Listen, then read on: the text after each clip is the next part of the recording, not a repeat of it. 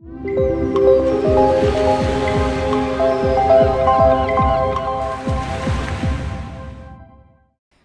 et bienvenue à Fécamp. Aujourd'hui, on se retrouve pour Fécamp Grand Escale. C'est l'événement de l'été maritime qui va laisser place à 5 jours de fête pour justement célébrer les traditions et les gens de mer. Pendant ces 5 jours de fête, on va se retrouver nous tous les jours pour un jour un bateau. Et aujourd'hui, on va vous présenter avec le commandant de bord la goélette La Belle Poule qui se trouve derrière nous. Donc la Belle Poule derrière nous, voilier école de la Marine nationale, donc bâtiment de 1932, construit à Fécamp à quelques encablures de notre poste d'accostage ici. Donc voilier école, comme je disais, de la Marine nationale. Pour en quelques chiffres, on est donc 17 hommes d'équipage. Le bateau fait 37,50 m de long, 32 mètres de haut au niveau des mâtures. On a 400 mètres carrés à peu près de surface de toile quand on vient mettre toutes les voiles à hisser sur le bateau. Et donc nos deux principaux rôles dans la marine, c'est un bâtiment de formation qu'on fait en gros de septembre jusqu'à mars au profit de l'école navale, des élèves officiers, officiers mariniers de l'école Mess France et puis l'école des mousses également. Et puis notre second volet, c'est ce qu'on vient faire aujourd'hui, c'est la partie représentation. Donc la Belle Poule forcément, comme son sister ship, donc sa sœur jumelle l'Étoile qui est sortie 6 mois après à Fécamp également.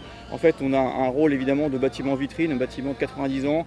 On a un certain prestige avec ce type de bateau là, donc on vient représenter la Marine nationale et parfois au-delà également la France à l'étranger.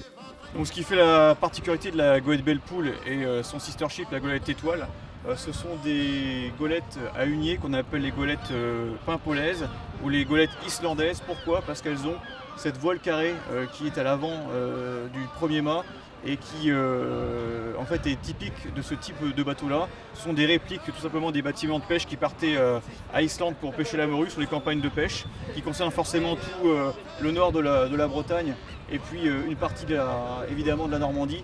Et puis donc voilà, ce qu'il faut avoir en tête, c'est que ces bateaux-là sont les deux derniers témoins entre guillemets d'un passé maritime français qui s'est fait à peu près sur un siècle entre 1820 et puis 1920, à peu près sur ces dates-là.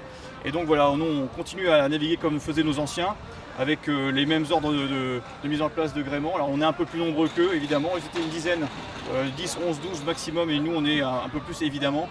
Mais voilà, on a encore ce savoir-faire dans la Marine nationale. On se retrouve maintenant à bord avec le commandant pour avoir quelques petites histoires. Ouais, donc ici, si vous voulez me suivre, on peut regarder la cuisine. Donc voilà, il faut bien s'imaginer à la mer, donc le bateau, voilà, c'est pas forcément la croisière tous les jours, hein, et on a très souvent du mauvais temps, voire du très mauvais temps. Donc la vie à bord, forcément, ça risque de rythme d'écart, et puis la vie continue à bord, donc il faut que tout le monde soit à son poste. Donc on peut s'approcher près de la cuisine, vous allez voir un petit peu les conditions de vie et puis d'exercice du métier de cuisinier à bord d'un voilier école de la Marine nationale.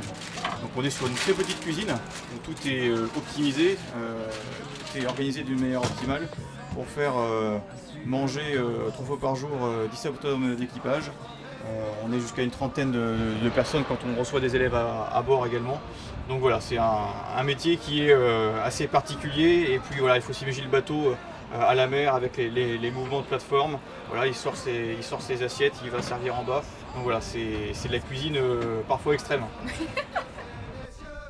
Et est-ce qu'on peut rappeler justement les heures de visite et surtout insister sur la gratuité ? Bien sûr. Donc le bateau est bien sûr un bâtiment de l'État, Marine nationale, donc le bateau est bien sûr gratuit aux visites. Donc il sera ouvert tous les jours de 10h à midi le matin et 14h-17h l'après-midi. Très bien. Écoutez, je vous remercie, je vous souhaite une bonne journée et puis surtout retrouvez-nous sur la Belle Poule. N'hésitez pas à nous retrouver sur nos réseaux sociaux parce que pendant ces 5 jours, nous aurons d'autres chroniques qui vous présenteront à la fois les temps forts et le programme de ces festivités et aussi de notre agenda de l'été à venir.